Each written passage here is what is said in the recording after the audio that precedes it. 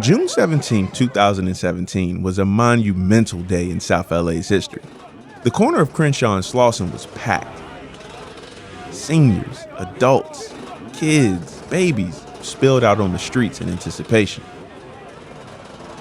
The entire community was out there. The love in the building that day was like through the roof. It was just dope to see that. It wasn't just the neighborhood that turned out to support Nipsey. Some of his friends in the NBA pulled up too, like DeMarcus Cousins. I feel like the entire community was proud of, Nip. Like, this was a huge stepping stone. Not only was it benefiting him, but it benefited the same exact area that he grew up in, which was everybody that was there. It's hot as hell. They say we act crazy when it's hot. But we ain't acting crazy. They were all there for the grand opening of the Marathon store, a project more than a decade in the making. A store that bore the name of Nipsey's personal philosophy and that exemplified his belief in the power of never giving up. It just felt hopeful and victorious. Marquise Harris Dawson is the council member for the district that includes Crenshaw. The hood came out, the elected officials came out, everybody was there to celebrate. It's the only time I've closed a major street in my district. We closed Slauson, and nobody complained. Ladies and gentlemen, the one and only Nipsey Hussle. As Nipsey prepared to cut the ribbon and open the doors to the marathon for the first time, he was visibly excited, beaming ear to ear. It's not about just the reception of the love, it's about the impact that you're putting on that community. It inspired me to do the same with mine. I want to be able to bring back to, my stomping grounds and have people receive me in that same way. I would be lying to say I wasn't inspired and influenced by Nip. 4, 3, 2, 1. Marathon is now open, ladies and gentlemen. Now please join in and watch.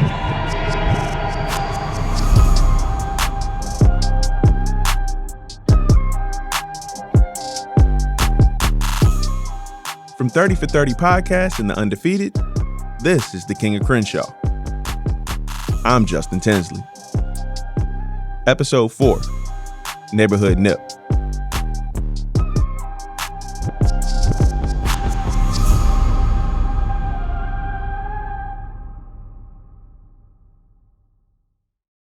Standing right here is a guy who looks like Snoop Dogg. Damn. But he ain't Snoop Dogg. Well, you do look. I get that all the time. What's your name, man? You new and upcoming, but you're at this summit. What's your name? Where you from? My name Nipsey Hussle. I'm from LA, Slauson and Crenshaw area. This is Nipsey Hussle being interviewed back in 2006 outside a hip-hop summit in LA. It's widely believed to be his first on-camera interview. He's 21 years old, just a little facial hair, rocking a Seattle Mariners fitted cap, an oversized white tee, and a single gold chain around his neck. So talk a little bit about yourself, man. What brings you up here, up and coming, and how come you're not blinging and having all kind of crazy diamonds and all that? I guess you're here to get your money right, huh? As the interviewer, legendary hip-hop journalist Davey D asked the question, Nipsey grins knowingly. You can see he's thinking something like, I'm glad you peeped that. Now let me put you on game and show you where my head's at. All that is cool for the image and all that, but all them is liabilities, you feel me? I'd rather invest in some real estate, you know what I'm saying? Something wait, can you repeat that again, man? You're up and coming artist. What did you say you want to do? I say invest in some assets as opposed to trick off my money on some liabilities like diamonds, you know what I'm saying? Cars that lose value as soon as you drive them off the lot. So you're trying to get land. Exactly, homie. A real asset, take care of my people. First off, you'll never hear a rapper speak in that way, let alone a young black man. That right there just separated him from any other artist, any other leader. He was, I don't even know what age, but from the looks of it, he looked like he was a baby. But to hear him speaking in that way, his knowledge is way beyond his years. People usually don't get that mindset till they're 45 years old. That interview left a lasting impression on DeMarcus Cousins. And let's just be honest, like when it comes to our people, we get a little money and it's about showing off. It's about the jewelry, it's about the cars, it's about a lavish lifestyle instead of putting yourself in a position to where you're not successful just in a moment, but on a long-term scale. For some reason, our people we can't register that. It's always about the moment instead of the long-term plan. The stories are familiar. Young rappers and athletes blowing their millions on diamonds and cars, burning through paychecks as soon as it hits their bank account. And understandably, If you come from nothing, watching the whole world flaunt its privilege in your face, when you finally get paid, you want everyone to see it. But Nipsey understood something. Money is a form of power, and poverty is a form of control. He also understood that Black people with financial independence scared America to its core, and that Black ownership brings freedom. Or as Nipsey and his close friends and business partners, Cobby Supreme and Pac-Man the Gunman put it, you've got to get inside the building. We never owned none of them buildings. Right. And we was seeing this neighborhood and we never owned nothing. So we was big on like getting some money and going back and try to buy the neighborhood back. And that also will enlighten the younger kids that's growing up. Like, you ain't got to work for nobody. It's cool to be a boss. You ain't got to be a follower. It was a dream that was blood, sweat, and years in the making. But eventually, Nipsey did exactly what he said he would. He got inside them buildings.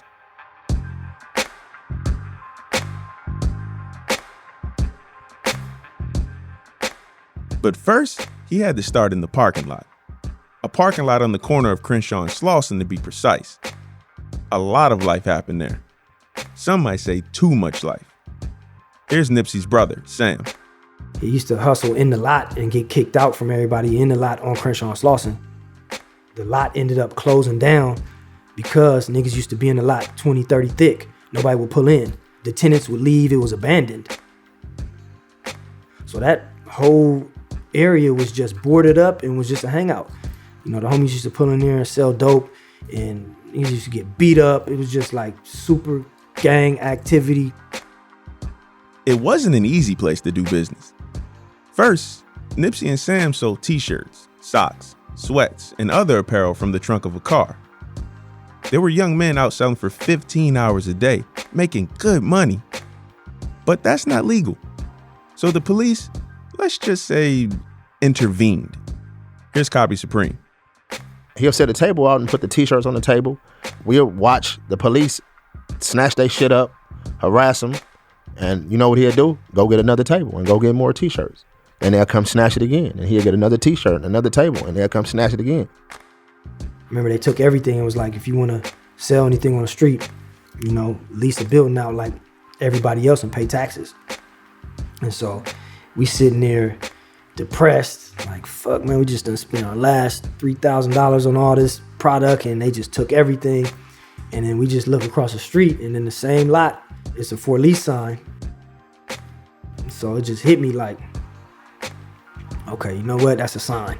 So we end up calling, doing whatever wiggle we could do, and we end up getting the lease and got in there. A street hustle became a legal operation called Slauson Tees in the strip mall that sat in the parking lot at Crenshaw and Slauson. And we had everything that we get, t-shirts, socks, wife beaters, boxers. We ended up having 8 or 9 different colors of t-shirts, jeans, shoes. We just ended up loading it up. At that point, it was booming. You know, we would look at each other and just be smiling and laughing like, damn, this shit is really rolling.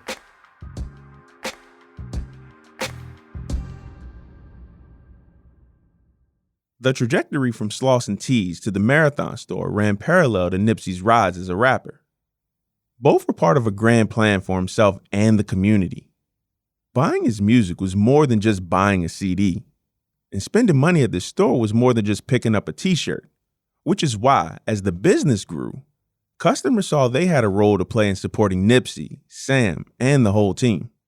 They liked spending money with us and with hustle, you know, young entrepreneurs. So they saw the money that they spend turn into something bigger and watched it grow. So everybody that came from every different hood knew that, you know, number one, they was going to be good when they came in the lot. They was going to get shown love. And also they felt a part of the growth because they knew that their money and their support built this shit up bigger. Buying that building and opening the Marathon store was a boss move by Nipsey and Sam. But even they knew it was bigger than them. They actually did something to keep more money in the neighborhood. Here's Councilmember Marquise Harris Dawson. There's this economic theory called leakage that almost every Black community in the country has, where Black people in that neighborhood make money and they leave their neighborhood to spend money, which is not a bad thing, except the neighborhoods that they go spend money in, those people don't come back to their neighborhood and spend money. And what the Marathon store did was turn that on its head. So it said, okay, we're going to create the value, but we're going to make you come here to buy it. So that business, that sales tax and all that gets credited to my space. And we get to do improvements and we get to trim trees and pave streets and, pay our young people to do work because of that investment. And so Black community has done this from the beginning of time. We've been creating value. This was one of the first models where we got to realize the value in our own area. Cobby Supreme and Pac-Man saw firsthand Nipsey and Sam's personal investment in the community and its people. I seen a lot of guys come home from prison, and they come home straight to the store, to the Marathon store, and they get a whole packet. You know what I'm saying? I mean, it was something that Nip or Black, they didn't have to do it, but it was something that they was big on. Like, if it was a young boy walking down Slauson, and he probably was from a group home and had on some raggedy shoes, Black Sam will go to the trunk, or Nip will go inside the store, and they'll go find a pair of Jordans and give it to the little boy. You know what I'm saying? Or give him some clothes. We was big on that kind of thing. Yeah, they heart was pure from the jump, man. It just happened when the cameras turned on and all that. The love was there from the beginning, way before the millions and all that.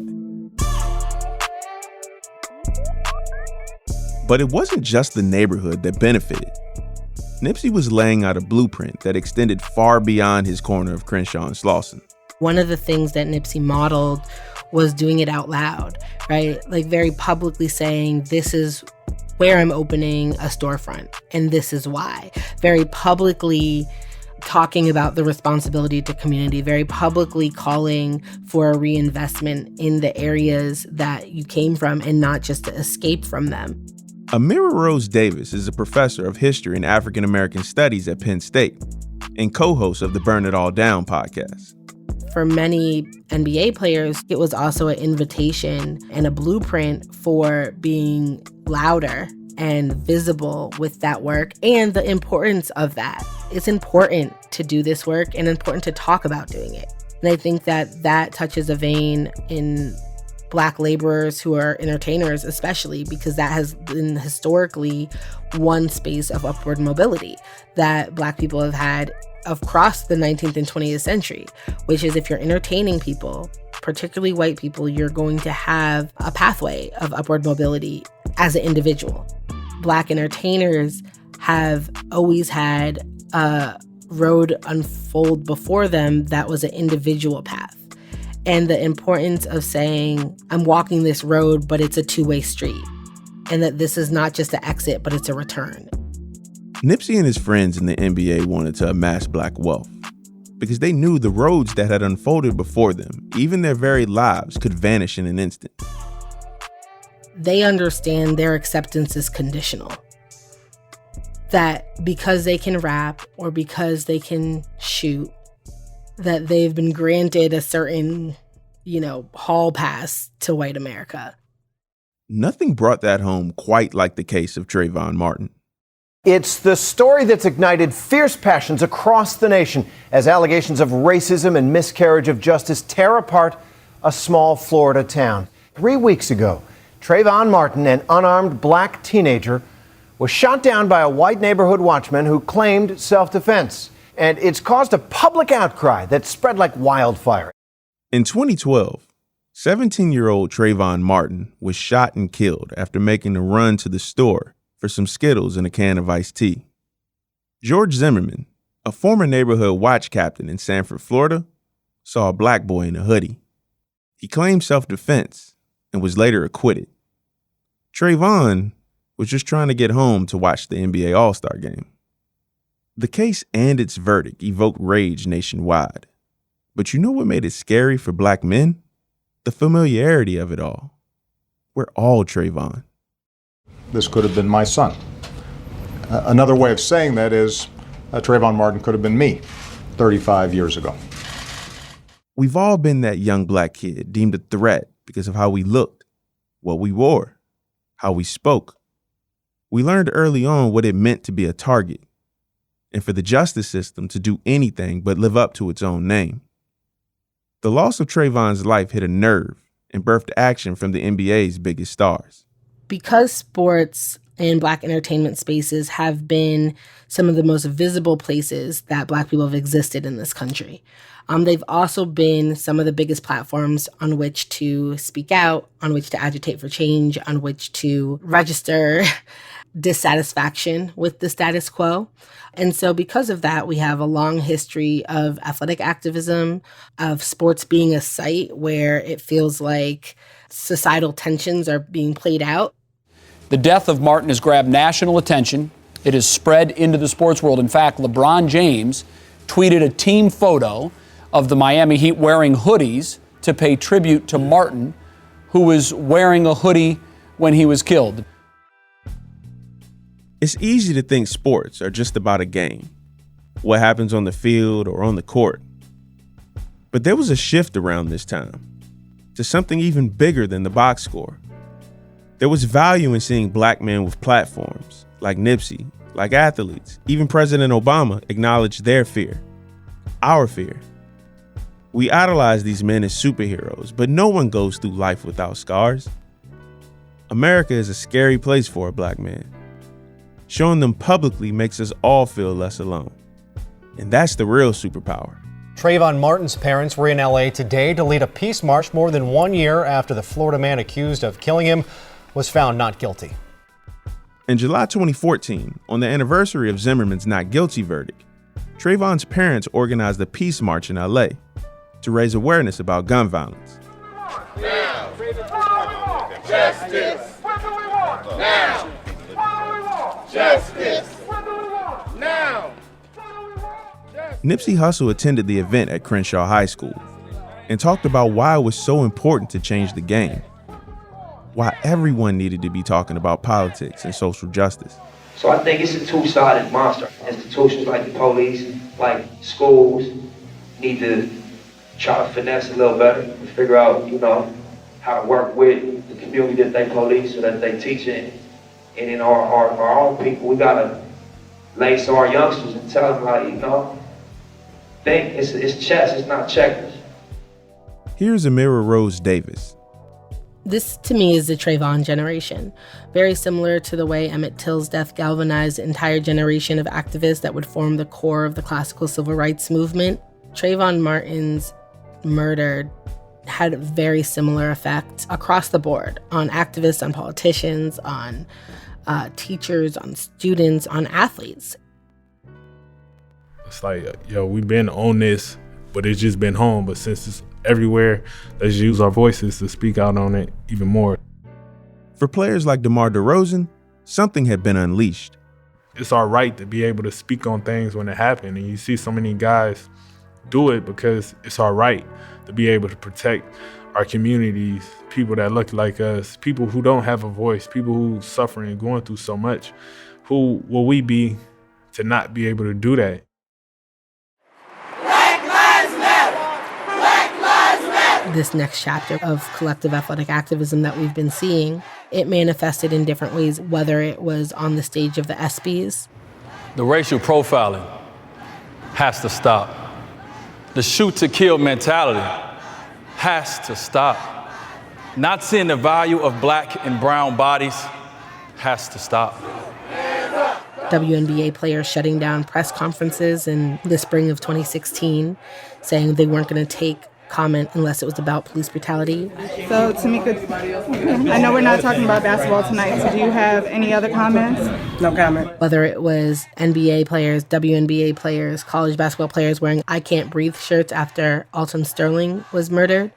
And of course, Colin Kaepernick taking a knee, which then made that a symbol of disruption and resistance that spread throughout the country to youth leagues, to college leagues, to pro leagues and beyond. That rise in activism is absolutely part of this generation that has been called to action by it seemingly never-ending images of Black death.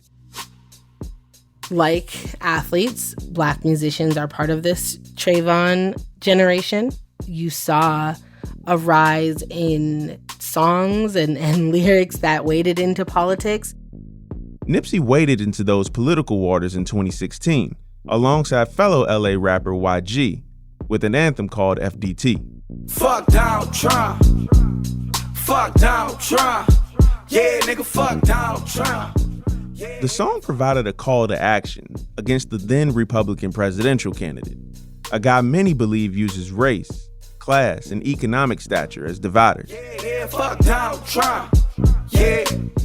When you hear them, with a song called Fuck Donald Trump, right? That talks about the Rodney King riots, that talks about rallying folks together in LA, that talks about Reaganomics and the war on drugs. These very public pronouncements, whether they're in lyric, whether they're in a verse, it's all about the increasing vocalization of discontentment with the state of this country for Black Americans, and using whatever platform you have, whether it's the pen or a ball, to do it, and saying unequivocally, we're not going to shut up and dribble, right? We're not going to shut up and tap dance for you. We're not going to just entertain you. We're fully realized people in pursuit of our humanity and the humanity of our people. And what that looks like is what Nipsey does. What that looks like is what NBA players have been doing. It's that simple assertion that I'm fully human and I have a voice and the ability to do it. I thought all that Donald Trump bullshit was a joke. Once the election was over, one of the loudest voices criticizing this new generation of activist athletes was now the man inside the White House. And like Nipsey and YG, star players in the NBA weren't shy about sharing their opinion of Donald Trump. Is there any regret that you got into a name-calling situation with the president? No. A name calling? What'd I say? Let me hear you say it. Called him a bum. In 2017, when President Trump uninvited the Golden State Warriors to a traditional champions meet and greet at the White House, after Stephen Curry said he wouldn't attend, LeBron James very famously tweeted, "You bum," at the president. It's not a name call. It's nice. You bum. Me and my friends call each other that all the time. I'm not his friend, though. Yeah, nigga, fuck Donald Trump. Yeah. It was funny. It went viral. It pissed some people off. Just like YG and Nipsey's banger, it was short, sweet, and directly to the point. And like most successful forms of protest, it let LeBron speak his truth.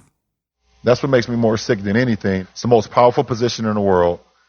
And we are at a time where the most powerful position in the world has an opportunity to bring us closer together as a people and inspire the youth and put the youth at ease on saying that it is okay for me to walk down the street and not be judged because of the color of my skin or because of my race. And he doesn't even care. Maybe he does, but he doesn't care.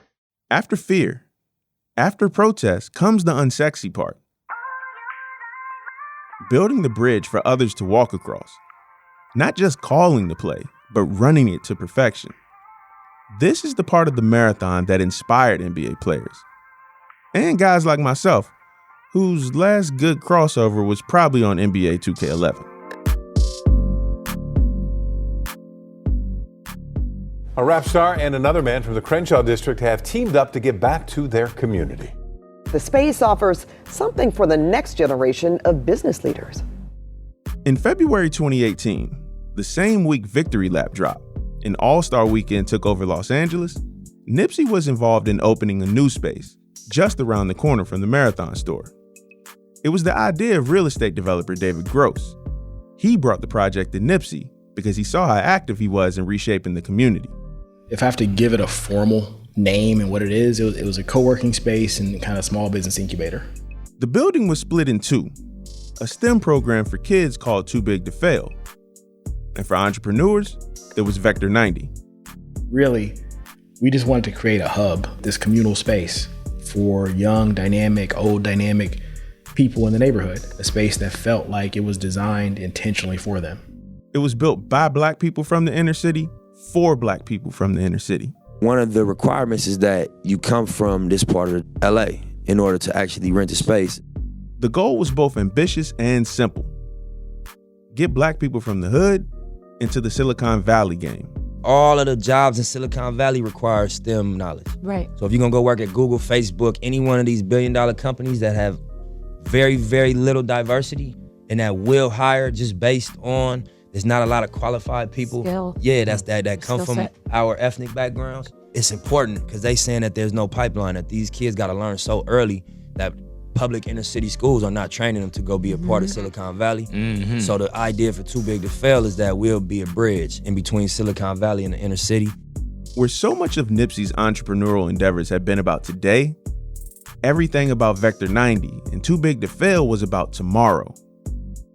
This had been important to Nipsey for a long time, creating opportunities that would improve things in the long run, create generational wealth. And it was just as important to his partner, David Gross. Like Nipsey, David grew up in South LA, but his family left when he was 10 years old because of the gang violence. As an adult, he returned to Southern California and sought ways to change the hood for the better. And for me, I spent my whole life learning the art and science of being an investor. So it would not have been genuine or authentic or kind of native to me to try to start a rec center or community center or kind of be a preacher, activist type. So for me, it had to be something in my world. So it had to be something that was related to an investment in education in our community. Nipsey and Gross teamed up to do something tangible, to create the opportunities that would make a real difference for future generations. That's what it always was about for him. It was always a constant conversation of how can we do this? How can we motivate? How can we inspire the next set of guys that didn't have nobody? Weeks before Nipsey's death in March 2019, DeMar DeRozan and Nipsey got together for dinner. We was at a house. It was me, James Harden, a couple close friends from the city, and we was just having our normal eating, talking, just trying to figure out ways how we could do something special. For the two friends from Crenshaw and Compton, their conversations often centered around these conversations of how to make a difference. For us, it was never nothing about sports. It was all about how we could better our city. They plotted together on what making a difference would actually look like. Man, it was owning and us being the one that controlled the narrative when it came to the city, of us just being black men, being the inspiration, being the ones people from the inner city look up to, be motivated by, putting the power in our own hands to dictate and show what it really takes to be one of us and not be held back because of something else or the system or whatever it may be. DeMar had thoughts about starting a clothing line of his own, an idea that would eventually become Comp 10, a combination of his hometown and his jersey number. The business gives back to his community in the same way Nipsey gave back through the marathon. Just me watching that and being kind of inspired from his movement and pushing part of his city where he was from. And, he had the Slauson hoodies. All that was dope. He was definitely an inspiration for me to want to carry it over for my section for sure. DeMar left dinner that night in 2019, excited and inspired to get started.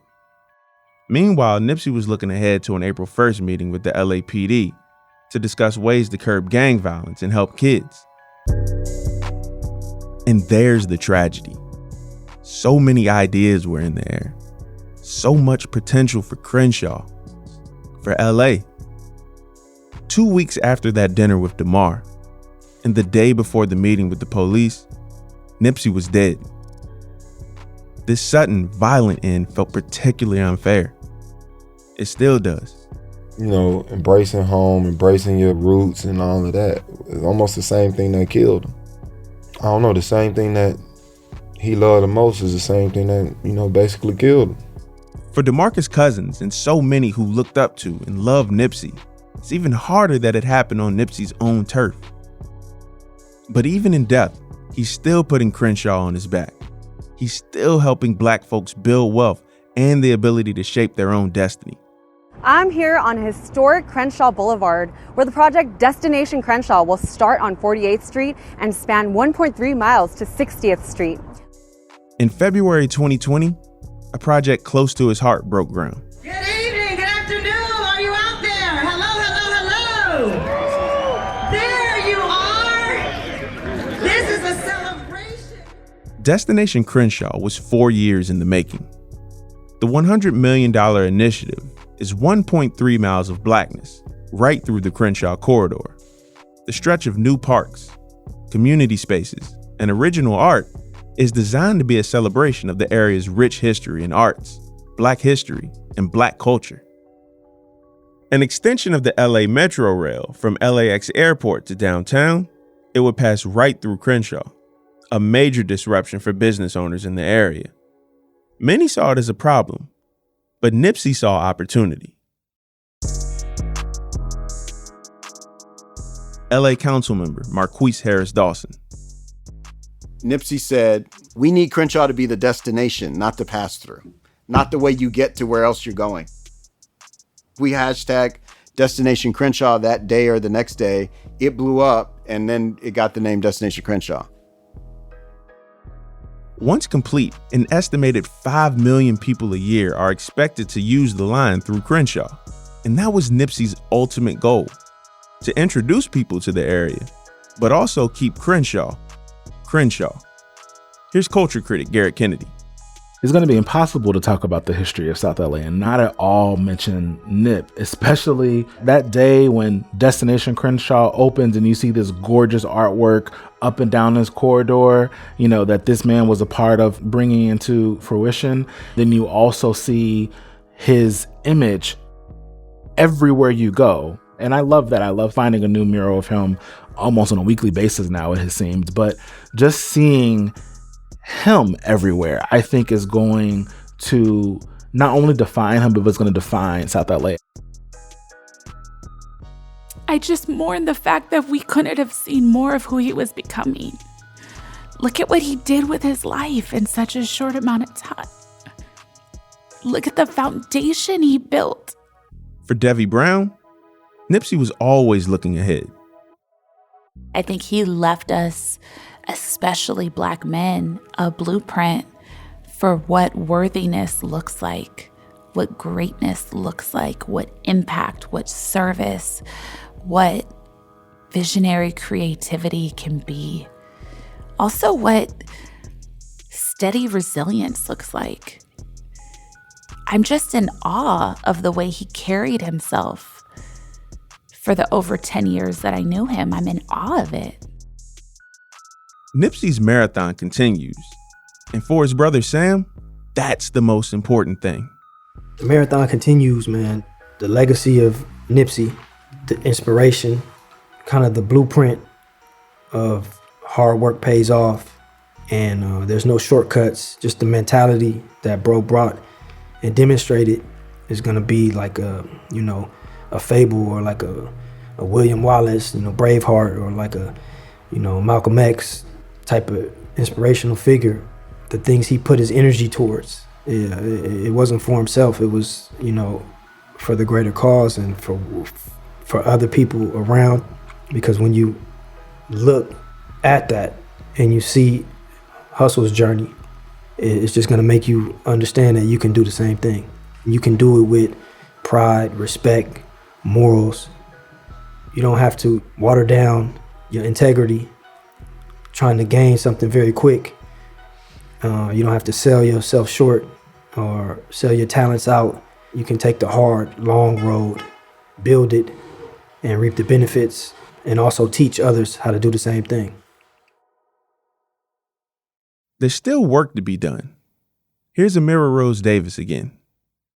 I think Nipsey certainly planted seeds. I think his friends in the NBA continue to water them. I think activists continue to foster new visions for liberation and for Black freedom and for a just future. It's really about the community. It's bringing everybody along.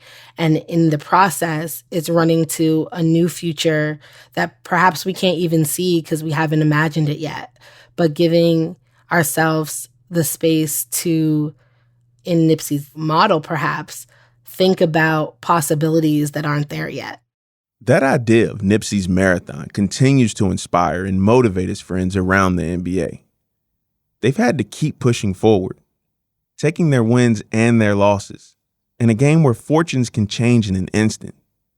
That can be as heartbreaking as it is glorious. Isaiah Thomas is the definition of a marathon runner. After injuries hampered his career following that legendary season in Boston, IT is still running his race. He's bounced around the league from Cleveland to LA, Denver, Washington, and New Orleans. He has a tattoo of one of Nipsey's lyrics from Racks in the Middle. I've been climbing battles up a steep hill, it reads.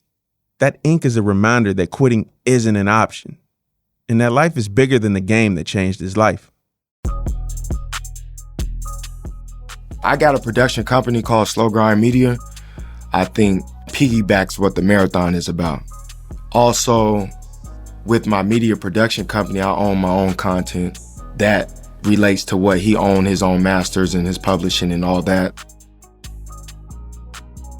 When I was in Boston and I was in the MVP race and hitting the All-Stars and I was healthy, I didn't realize how much power I had, you know, to be able to do things on my own and to be able to inspire so many people to what I was doing and to be able to get people to relate to my story and what, you know, what I've been through and what my life is about and what my career is about. And I think I got most of that from him. I don't even know if he realized how big he was, if he realized how many people related to what he was speaking on, how many people he inspired. And I just hope he was able to, you know, see how big and how influential he was to athletes, to the everyday person that's working a 9-to-5. I'm like, bruh, you moved people that you probably didn't realize you moved.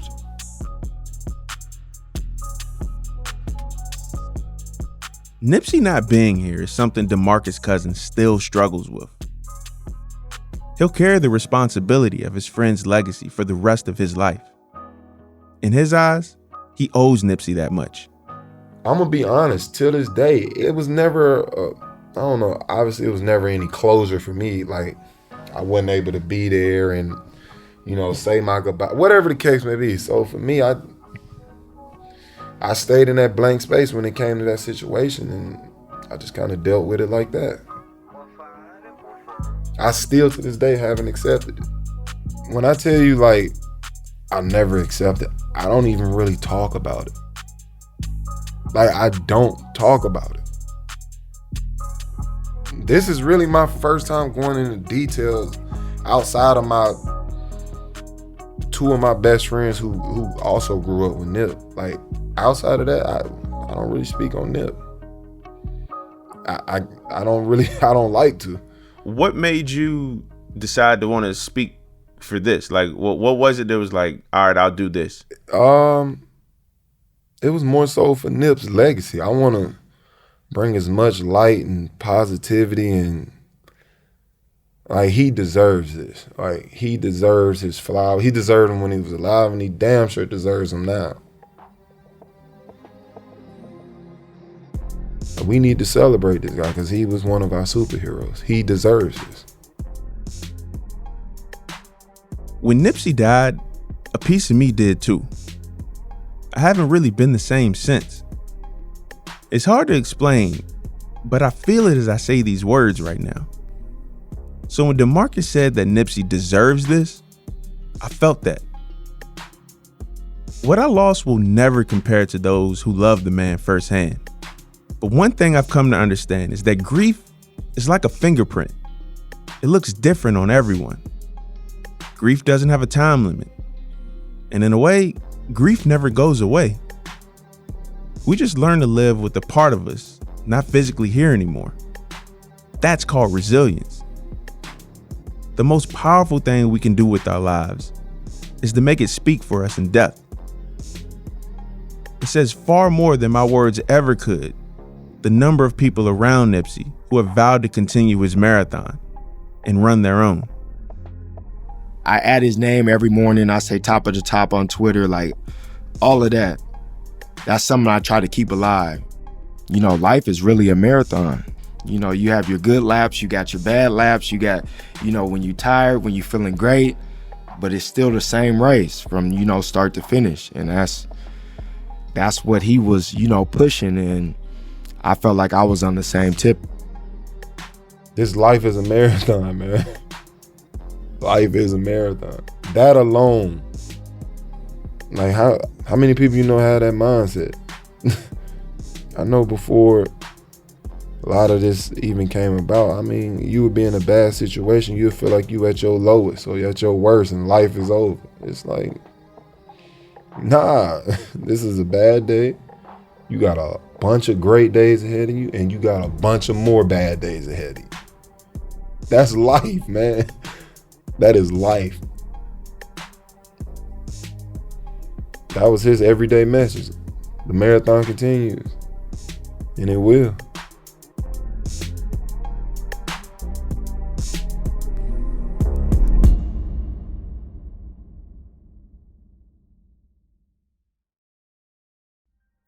The King of Crenshaw was reported and hosted by me, Justin Tinsley. Senior producers, Joanne Griffith. Our production team, Gus Navarro, Dave King, and Derwin Graham. The series was edited by Julia Lowry Henderson, senior editorial producer for 30 for 30 Podcasts, and Steve Reese, deputy editor for The Undefeated. Executive producers, Aaron Layden, Brian Lockhart, Kevin Merida, and Raina Kelly. Additional production support, Meredith Hodnot, Mitra Kaboli, and Eve Wolf. Original music by Lawrence Dobson and Lamar Edwards of 1500 to Nothing. Music supervisor, Kevin Wilson.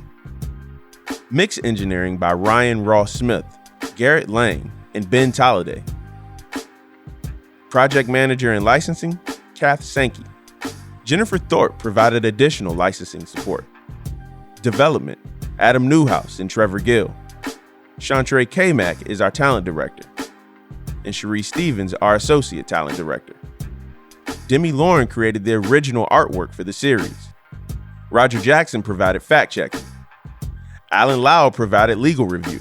Special thanks to Riley Bloom, Holly Tenty, Jonathan Larson, Anthony Salas, the team at Podville Media, and everyone who made time to speak with us for this series.